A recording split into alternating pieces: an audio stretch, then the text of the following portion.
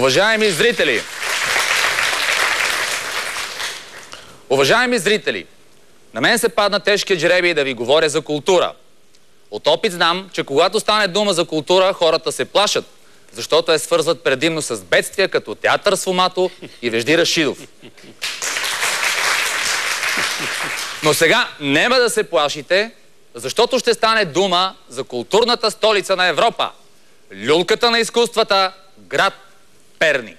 Внимавай какво ще кажеш за Перник, защото съм приятел с кметицата, на теб ти говоря. Внимавай, защото съм приятел с кметицата и имам особено отношение с този град, имам предвид позитивни. Така че внимавай.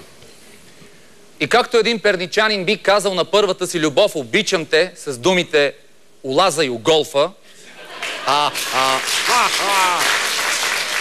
така аз ще погледна стената и какво ще видя? Ученици от Перник превеждат американска книга.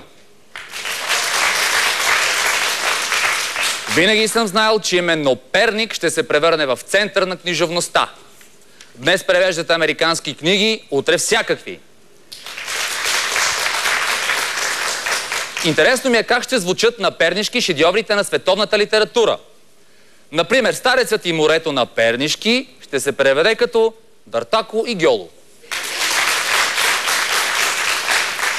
А самият Хемингуей ще бъде наречен Они обрадател, къде се гръмна. Романът Как се каляваше стоманата ще бъде представен пред пернишките читатели под името Коги го бъхтахме Винкело.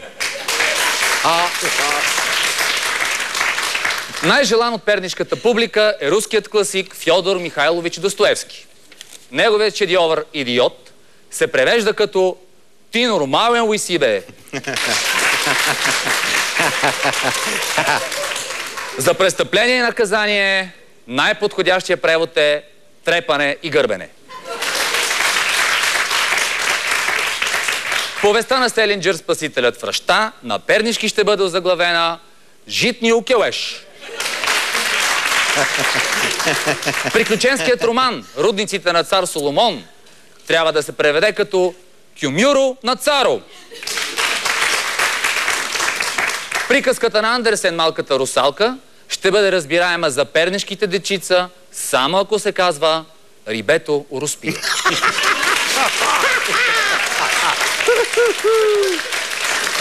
Фентазито на Хърбърт Уелс Война на световете трябва да се преведе като Големият звезден въргал. Прочутият роман Птиците умират сами ще звучи като Пиветата пукнаха без всекаква компания. Книгата Парфюмът на Зюскинд на пернишки се превежда като Смърдело. А знаете ли как ще преведат на пернишки романът на Набоков Лолита? Много ясно. Ще го преведат като Лолита. Има обаче и проблемни творби.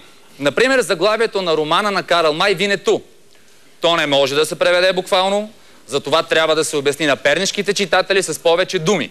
Да речем, индианецо къде Бойко го е чел, чел, чел.